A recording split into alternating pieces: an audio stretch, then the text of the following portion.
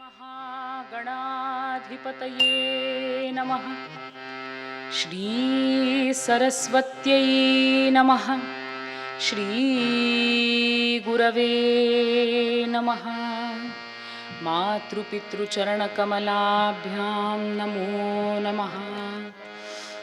खर्वं स्थूलतनुं गजेन्द्रवदनं लम्बोदरं सुन्दरं प्रस्यन्दन्मदगन्धलुब्धमधुपव्यालोलगण्डस्थलं दन्ताघातविदारितारिरुधिरै सिन्दूरशोभाकरम् वन्दे शैलसुतासुतं गणपतिं सिद्धिप्रदं कामदं शुक्लां ब्रह्मविचारसारपरमाम् आद्यां जगद्व्यापिनीं वीणापुस्तकधारिणीम् अभयदां जाड्यान्धकारापहां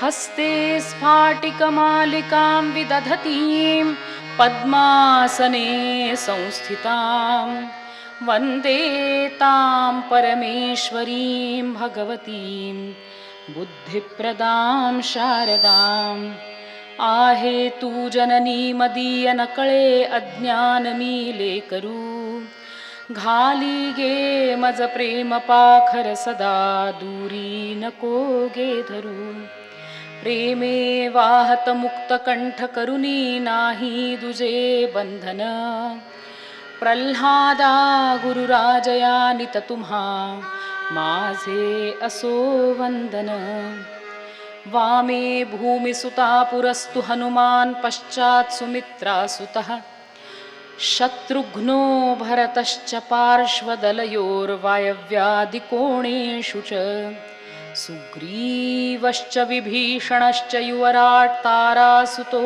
जाम्बवान् मध्ये नीलसरोजकोमलरुचिं रामं भजे श्यामलम् कान्तिस्सितामृषतिनिन्दितशारदेन्दुर्यत्रैकतोर्विलसितामसिताङ्गशोभम् वृन्दावनेऽपि कृतयामुनगाङ्गसङ्गं राधा मुकुन्दयुगलन् तदहं नमामि वचनैका कमलापती माझी रंकाची विनंती करजोडिते कथे काळी आपण असावे जवळी पुंडलीक वरदा हरी विठ्ठल श्री ज्ञानदेव पंढरीनाथ भगवान की माऊली ज्ञानेश्वर महाराज की श्री मोहिनीराज भगवान की देवर्षि नारद महाराज की जय जय रघुवीर समर्थ।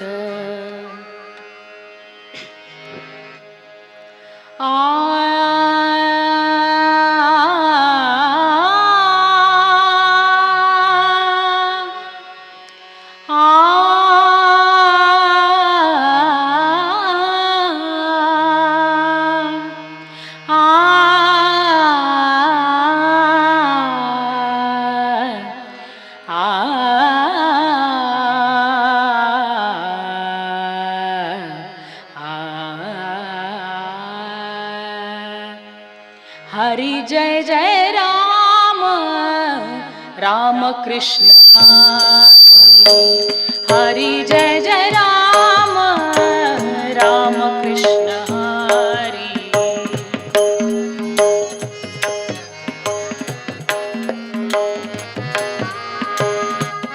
जय जय राम हरि जय जय राम हरि जय जय राम राम कृष्ण हरि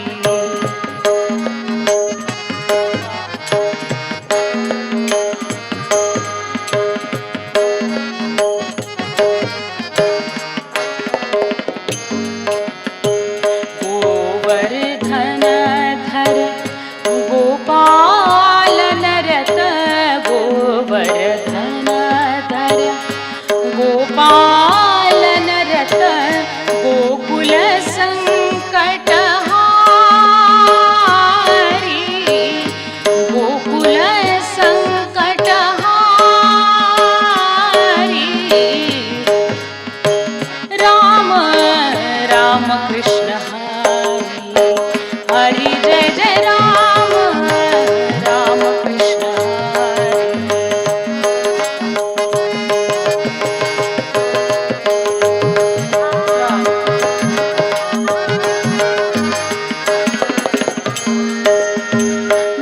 नवनीरद सम नवनीत प्रिय नवनीरद सम नवनीत प्रिय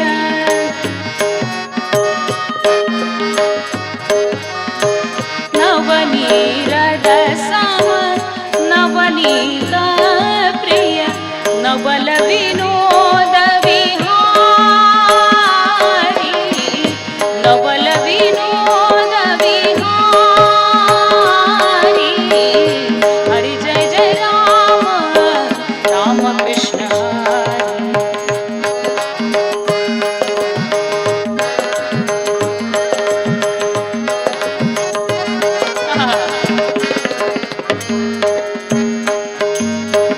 शरणागत दीन चरणी नेहा आ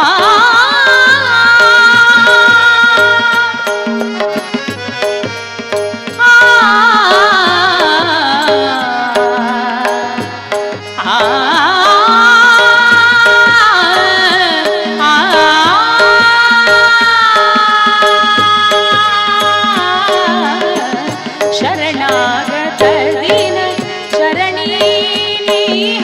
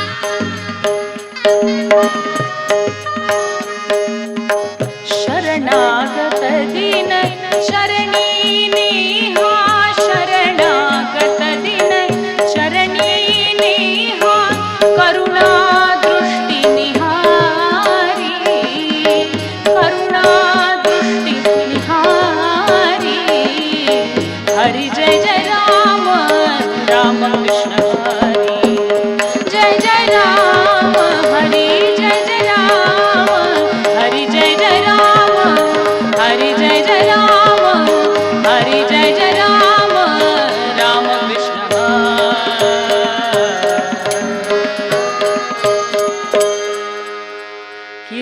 कीर्तनीये सद्गुरु राया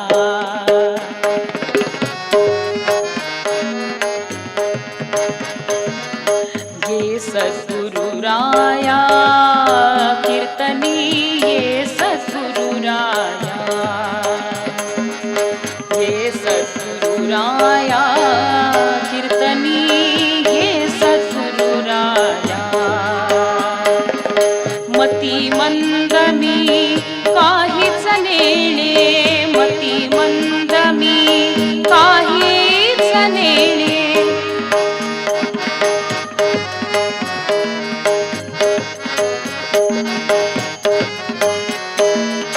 मती मंद मी काहीच नेणे मती मंद मी काहीच नेणे सांख्य अथवा न्याय प्रभु रे सांख्य अथवा न्याय कीर्तनीये सद्गुरु राया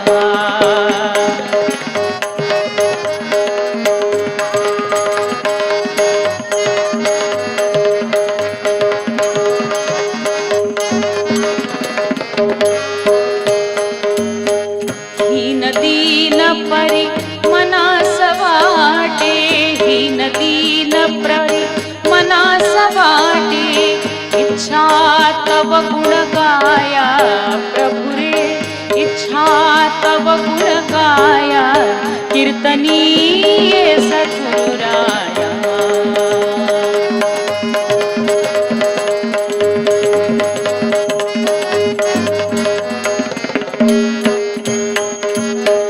एका विनवी जनार्दनाते, एका विनवी जनार्दनाते, एका विनवी जनार्दनाते,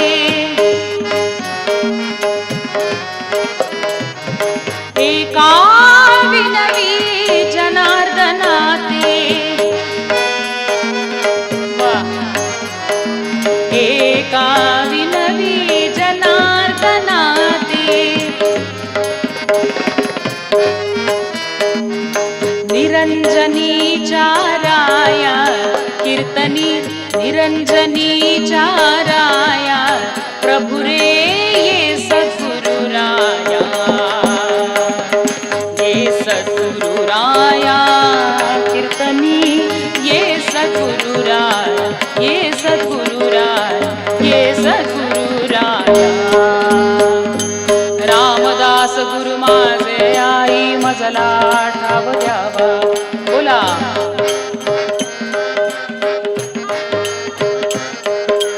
रामदास गुरु माझे आई मजला ठाव द्यावा पायी.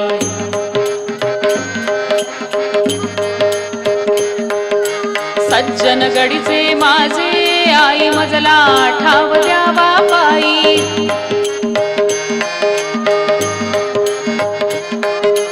गोंदावलीचे माझे आई मजला ठाव द्यावा पायी.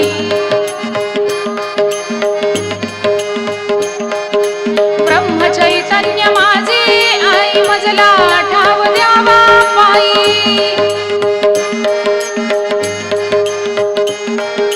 रामानंदा माझे आई मजला ठाव द्यावा पायी. प्रल्हादा गुरु माझे आई मजला ठाव द्यावा पायी. रामदास गुरु माझे आई मजला ठाव द्या. बोला रामदास गुरु माझे आई मजला ठाव द्यावा पायी. सीताकांत स्मरण जय जय राम.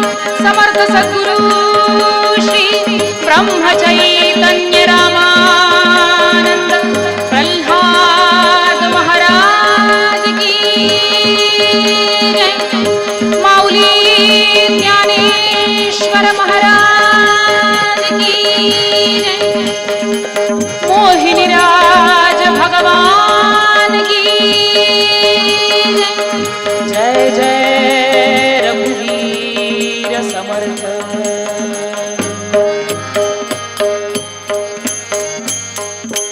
करता घेतलेला अभंग कुणाचा होता? बर, सोपा प्रश्न. काल किती जण उपस्थित होते? प्रश्न विचारेल म्हणून हातवर करून करणार नाही असं करू नका. काल कुणाचा अभंग आपण निरूपणा करता घेतला? मोठ्यांनी सांगा. दास गणू महाराजांचा अभंग आपण निरूपणा करता घेतलेला होता. त्यात कशाचं वर्णन केलं होतं? नरदेहाचं. कसं आहे की टीव्ही सिरियल मध्ये सुद्धा रिकॅप दाखवल्याशिवाय पुढची सिरियल सुरू करता येत नाही. कारण त्यांना माहिती आहे, त्यांनाच काय सगळ्या शास्त्रकारांना माहिती आहे की कलियुगात बद्ध जीवांची मेमरी ही इतकी कमी आहे. माझ्याच लहानपणची गोष्ट सांगते. आमच्या लहानपणी आम्हाला सगळ्यांचे नंबर हे तोंडपाठ असत.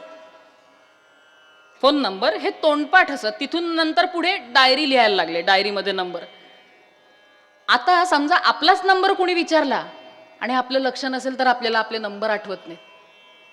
त्यामुळे अहो एवढंच काय, सकाळी काय जेवलो ते संध्याकाळी आठवत नाही. मग कालच्या कीर्तनात कुठला अभंग घेतला आहे कसं आठवणार बरं? निरूपणा करता काल आपण संतश्रेष्ठ दासगणू महाराजांचा अभंग घेतला आणि त्याच्यातल्या नरदेहाच्या दुर्लभत्वाबद्दल आपण थोडं चिंतन केलं. आणि त्याचा सारांश असा निघाला की नरदेहाचं सार्थकत्व जर काही आहे ते म्हणजे भगवंताच्या चरणकमलाच्या प्राप्तीसाठी. आणि चरित्र आपण कुणाचं ऐकलं? जनाबाईंचं चरित्र ऐकलं. मग आता चरणकमलांची प्राप्ती करणं हे जर ध्येय आहे, तर त्या ध्येयाच्या प्राप्तीसाठी किती प्रकारचे मार्ग शास्त्रांनी सांगितले आहे, किती प्रकारच्या भक्ती सांगितल्या आहेत, किती भक्ती सांगितल्या आहेत कुणाला सांगता येतील? 9 भक्ती सांगितल्या आहेत. पहिली तुम्ही करता आहात, दुसरी मी करते. पहिली श्रवण भक्ती, दुसरी कीर्तन भक्ती. पण जी भक्ती सदैव करू शकतो आणि ज्या करता कुठल्याही नियमाचं बंधन नाही, अशी भक्ती म्हणजे नामस्मरण भक्ती. त्या नामस्मरण भक्तीची पातळी कशी असावी आणि त्या नामस्मरणाच्या महत्वाचं वर्णन करणारा आजचा अभंग संत श्रेष्ठ तुकोबाराय.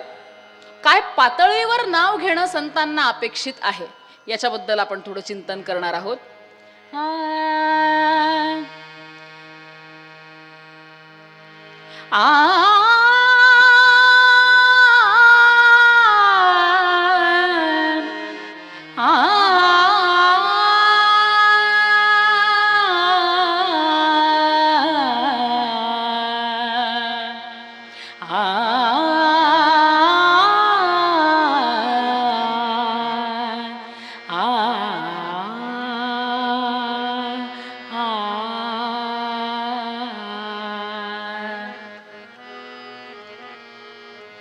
नाम आठवीता सद्गदित कंठी, नाम आठवीता सद्गदित कंठी, नाम आठवीता.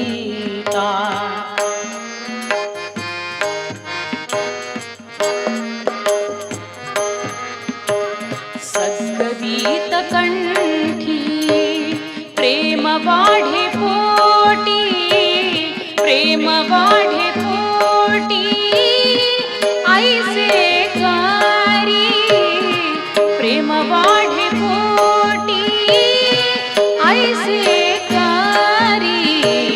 नाम आठवीता सद्गदित कंठी, नाम आठवीता.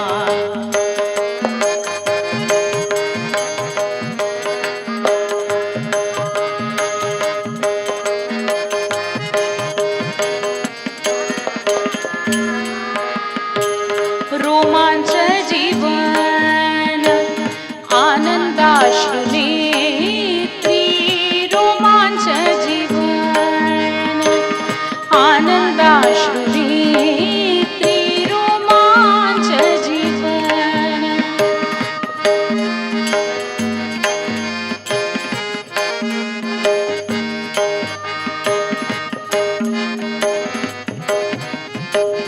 रोमांच जीवन, रोमांच जीवन आनंदाश्रु नेत्री.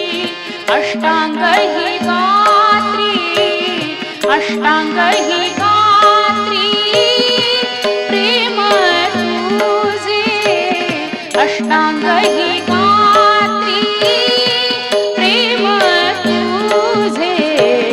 नाम आठवीता सद्गदित कंठी, नाम आठवीता.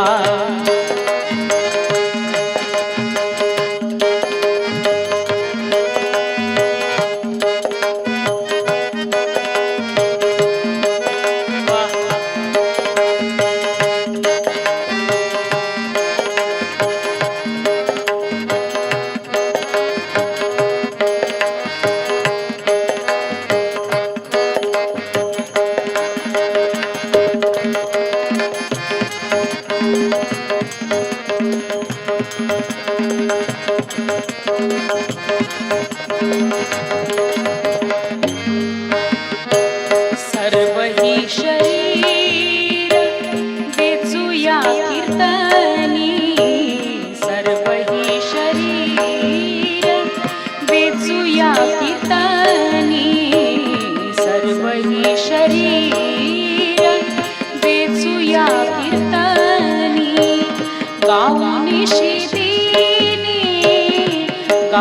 गाऊनिशी दिनी नाम तुझे, गाऊनिशी दिनी नाम तुझे, नाम आठवीता सद्गदित कंठी, नाम आठवीता.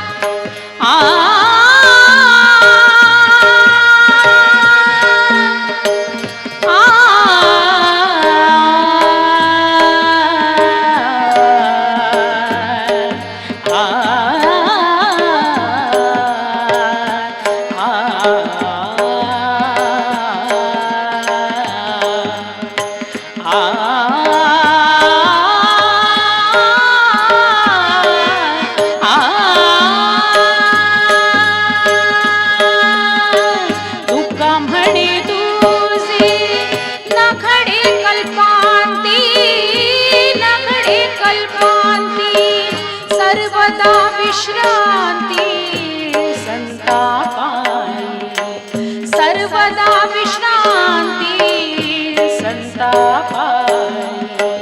नाम आठवीता सद्गदित कंठी, नाम आठवीता सद्गदित कंठी. प्रेम वाढे पोटी, प्रेम वाढे पोटी, ऐसे करी प्रेम वाढे पोटी, ऐसे करी. नाम आठवीता सद्गदित कंठी, नाम आठवीता, नाम आठवीता, नाम आठवीता.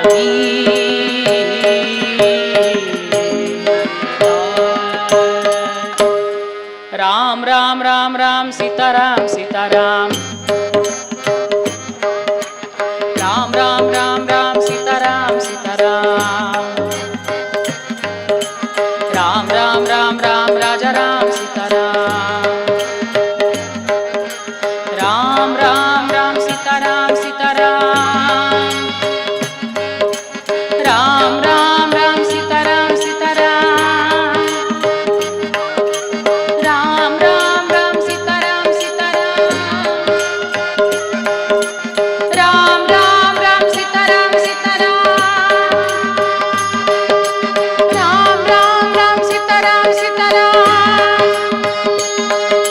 राम राम राम राजा राम सीताराम, राम राम राम सीताराम सीताराम,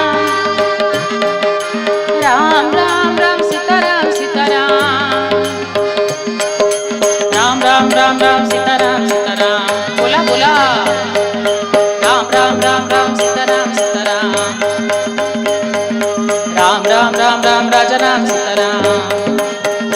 जानकी जीवन स्मरण जय जय राम. महारुद्र हनुमान की जय. देवर्षी नारद महाराज की जय. जय जय रघुवीर समर्थ.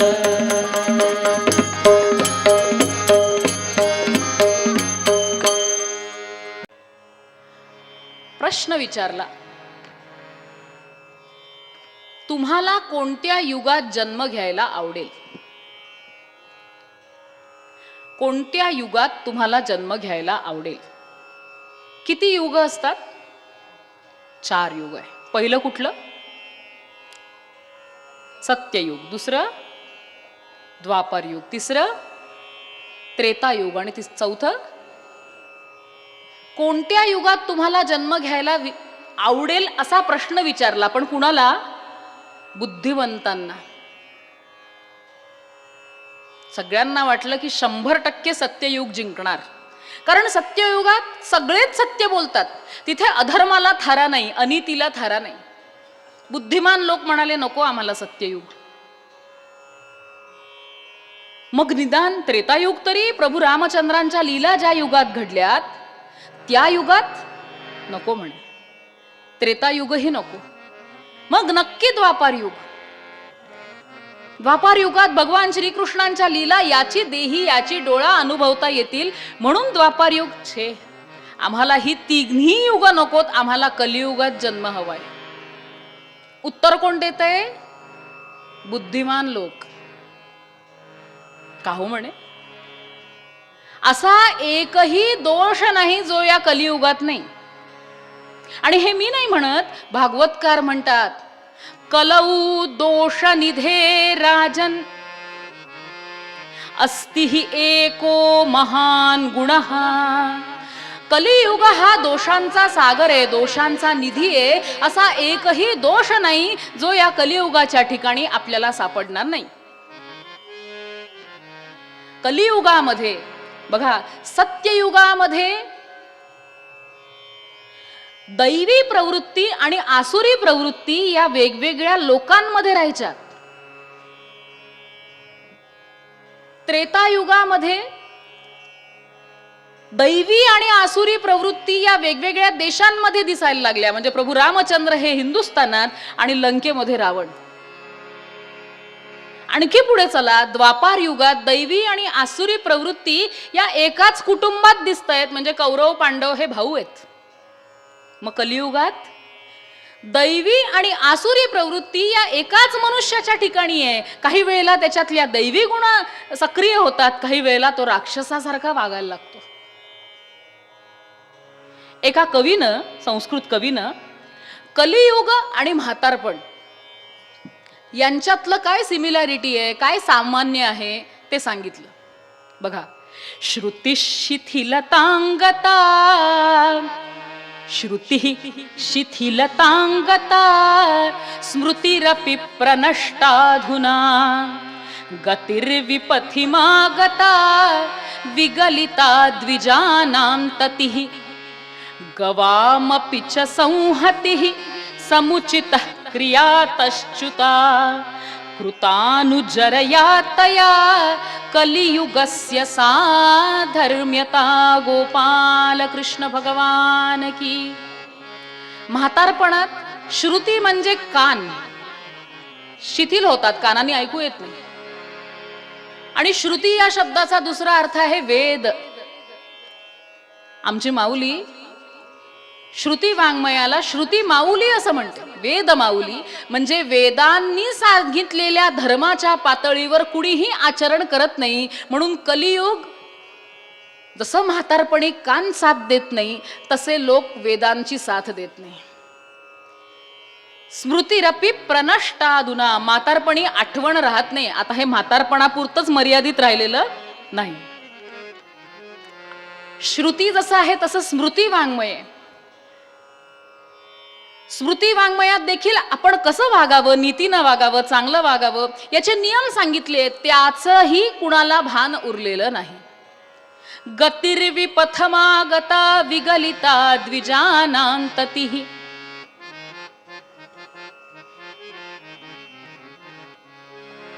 ज्या मार्गानं आध्यात्मिक प्रगती करायची आहे कलियुगात मनुष्य ती करू शकत नाही. तसंच म्हातारपणी गती विपथ म्हणजे तोल जातो माणसाचा. विगलिता द्विजानां ततिः. द्विज या शब्दाचे दोन अर्थ आहेत.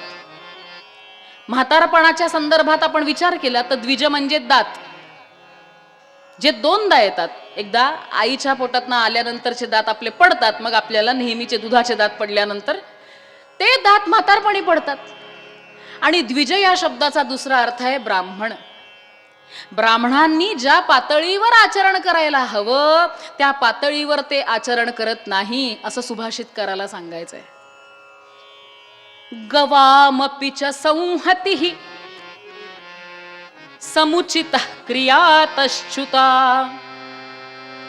मनुष्याची इंद्रिय म्हातारपणे कामं करत नाहीत. ज्या क्रिया जशा पातळीवर व्हायला हव्या तशा होत नाहीत. आणि त्याच पद्धतीनं गवाम म्हणजे कलियुगामध्ये मनुष्य गायींनाही मारण्यास मागे पुढे पाहणार नाही असं सुभाषितकारांनी म्हटलंय. अशा पद्धतीनं कृतानुजरया तया कलियुगस्य साधर्म्यता. म्हातारपण आणि कलियुग हे इतकं सारखं आहे.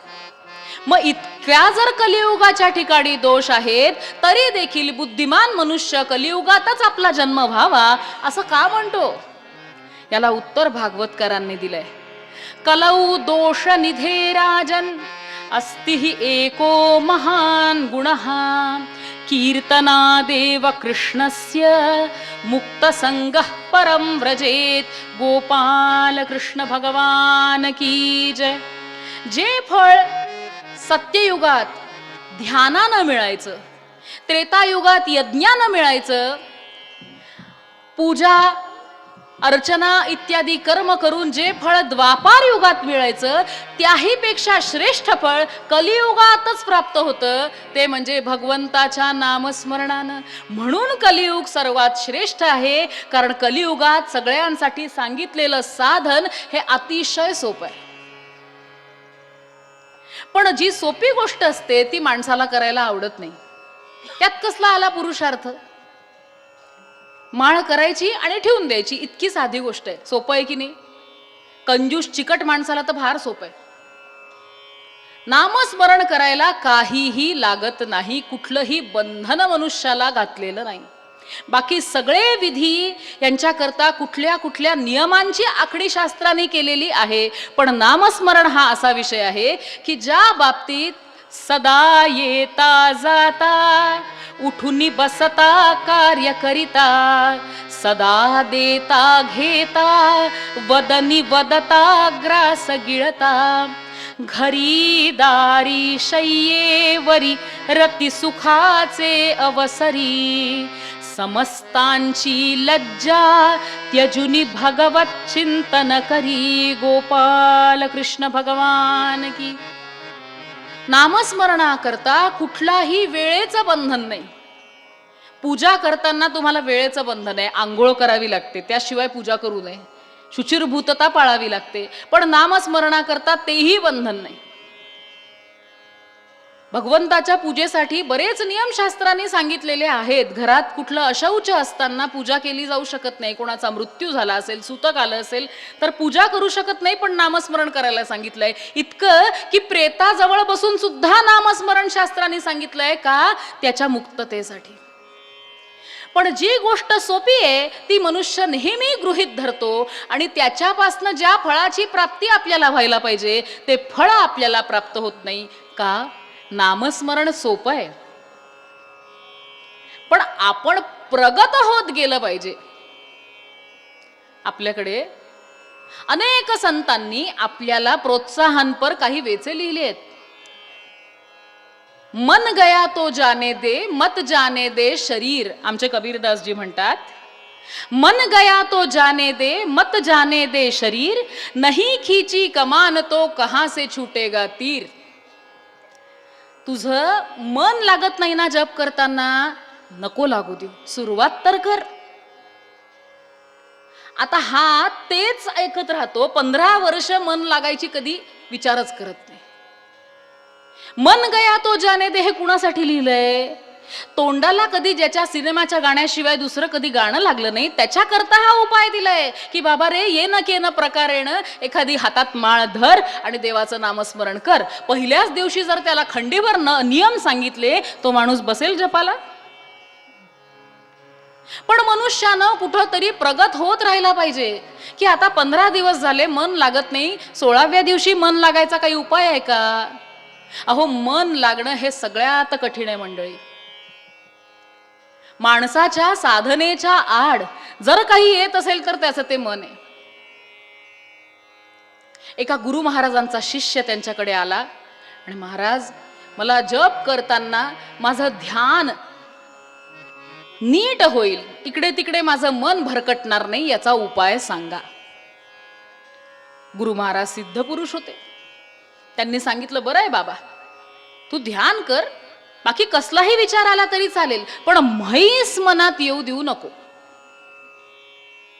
आता याने विचार केला, काय गुरूंना म्हणावं, म्हशीवर कधी कुणी ध्यान केलंय का? म्हैस कधीच माझ्या, हे अगदी सोपं आहे म्हणाला. आणि बसला. सकाळच्या वेळेला छान ब्रह्म मुहूर्तावर आसन अंथरलं, माळ हातात धरली आणि जसे डोळे बंद केले, मनात आठवली, हे मन अतिशय नाठाळ आहे.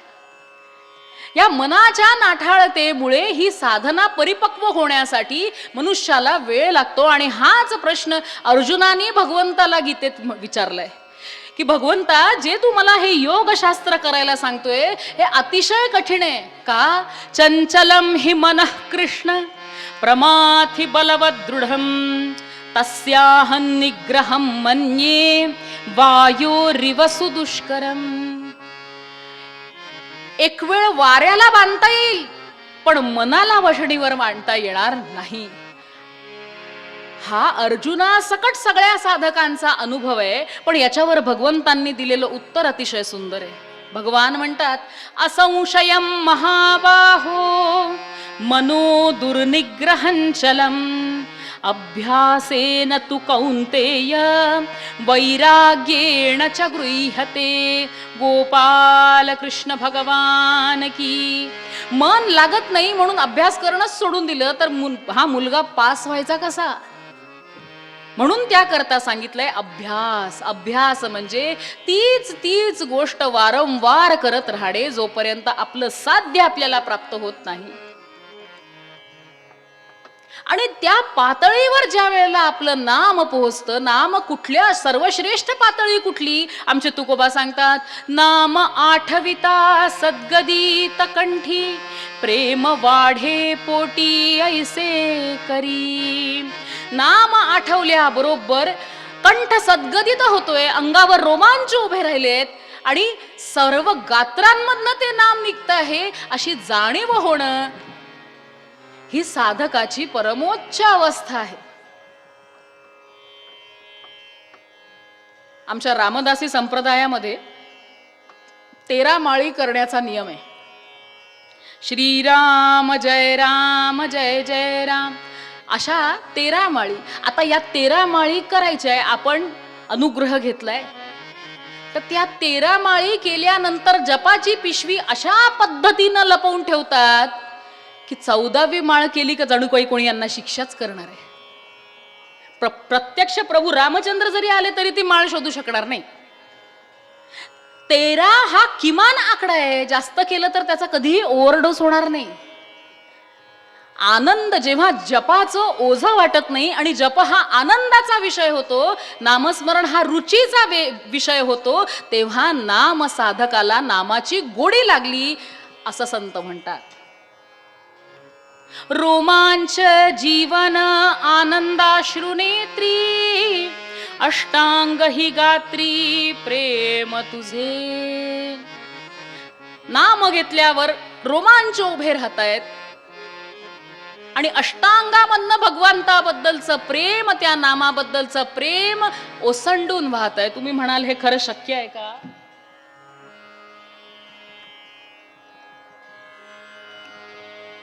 अशी कधी कुणाची अवस्था झाली आहे का की उगाच आम्हाला सांगताय? नामस्मरण ही जिभेची स्वाभाविक अवस्था आहे का? आणि कधी याचं कुणाला उदाहरण सापडलंय का? याचं उदाहरण आहे करारविंदेन पदारविंदम मुखारविंदे विनिवेशयन्तम् वटस्य पत्रस्य पुटे शयानम् बालं मुकुन्दं मनसा स्मरामि श्रीकृष्ण गोविन्द हरे मुरारे हे नाथ नारायण वासुदेव जिह्वे पिबस्वामृतमेतदेव जिह्वे पिबस्वामृतमेतदेव गोविंद दामोदर माधवेति गोविंद दामोदर माधवेति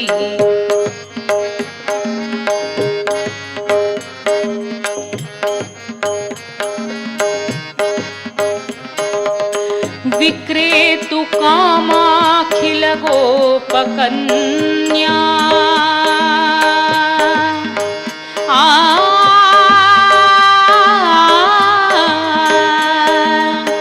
विक्रेतु कामाखिल गोपकन्या मुरारी पादार्पित चित्तवृत्तिः दध्यादिकं मोहवशादवोचत दध्यादिकं मोहवशादवोचत गोविन्द गोविन्द गोविन्द दामोदर माधवेति गोविन्द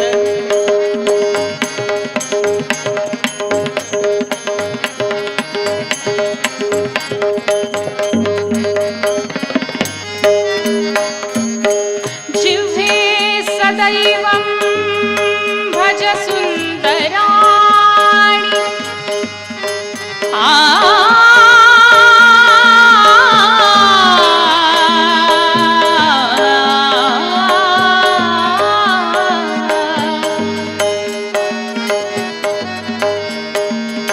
जिह्वे सदैवं भज सुन्दराणि नामानि कृष्णस्य मनोहराणि नामानि कृष्णस्य मनोहराणि समस्त भक्तार्ति विनाशनानि समस्त भक्तार्ति विनाशनानि गोविन्द गोविन्द गोविन्द गोविन्द गोविन्द गोविन्द गोविन्द दामोदर माधवेति गोविन्द दामोदर माधवेति गोविन्द दामोदर माधवेति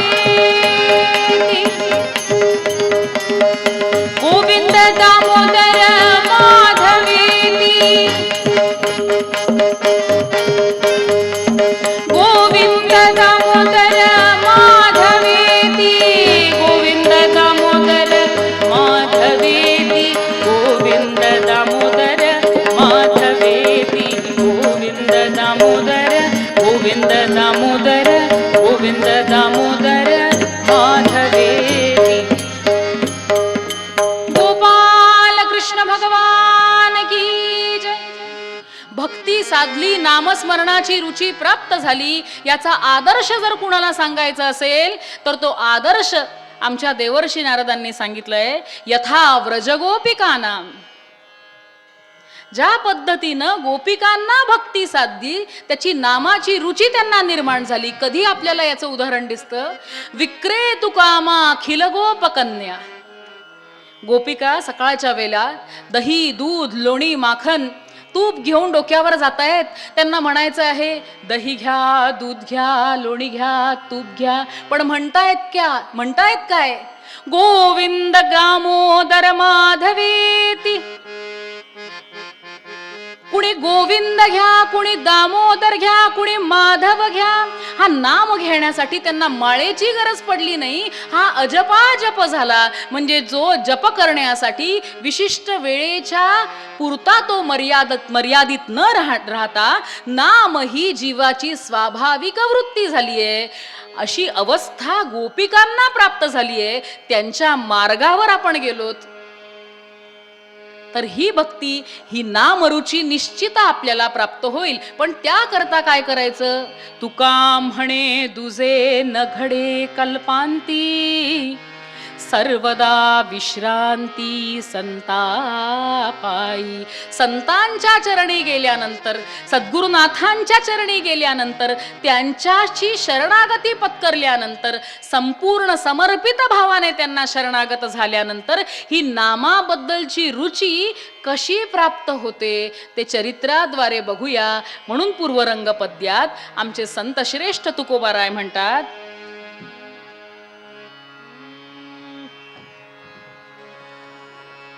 नाम आठविता सद्गदित कंठी, सद्गदित कंठी. नाम आठविता सद्गदित कंठी, सद्गदित कंठी. प्रेम वाढे पोटी ऐसे करी, ऐसे करी, ऐसे करी.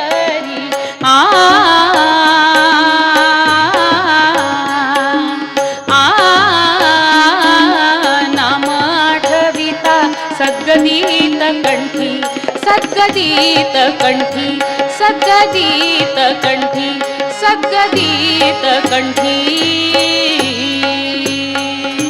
पुंडलिक वरदा हरिविठ्ठल, श्री ज्ञानदेव तुकाराम, पंढरीनाथ भगवान की जय.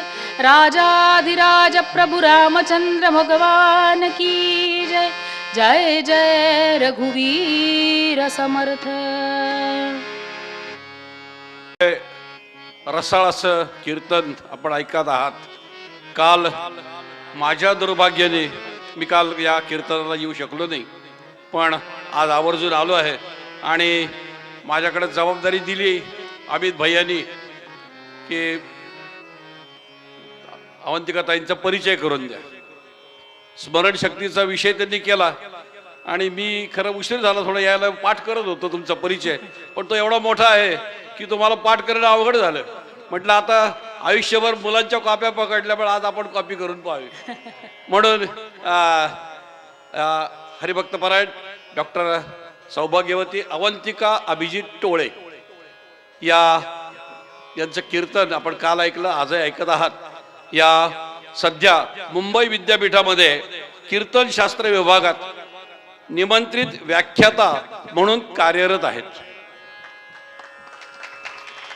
म्हणजे मुंबई विद्यापीठामध्ये कीर्तनशास्त्र हा एक आयाम सुरू झालेला आहे आणि त्याच्यामध्ये या निमंत्रित व्याख्याता म्हणून त्या ठिकाणी तिथल्या विद्यार्थ्यांना मार्गदर्शन करीत असतात. त्यांनी तिरुपतीच्या राष्ट्रीय संस्कृत विद्यापीठातून संस्कृत व्याकरणात PhD ही पदवी प्राप्त केलेली आहे. ते संस्कृत आपण त्यांचा श्लोक आपण ऐकतात, त्यांचा उच्चार आपण ऐकतो, अतिशय सुस्पष्ट असे उच्चार आपल्याला त्यांचे ऐकायला मिळतात. ते संस्कृत हा त्यांचा आवडता विषय आहे. त्यांनी त्यामध्ये PhD केलेली आहे. रामटेक इथून MA संस्कृत व्याकरण या विषयामध्ये त्यांनी प्रथम श्रेणी आणि सुवर्ण पदक त्यामध्ये त्यांनी प्राप्त केलेलं आहे. त्यांच्यावर बालपणापासून आध्यात्मिक संस्कार झाले होते, त्यामुळेच शालेय तसेच महाविद्यालयीन जीवनात उज्ज्वल यश त्यांनी प्राप्त करून कीर्तनाचा मार्ग निवडला. वयाच्या 11व्या वर्षीपासून ते कीर्तन करीत आहेत आणि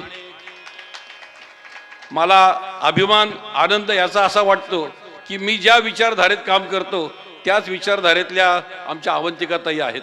त्यांचं माहेर नागपूर आहे आणि आमच्या संघाच्या कार्यकर्त्यांचं पंढरपूर म्हणजे नागपूर आहे.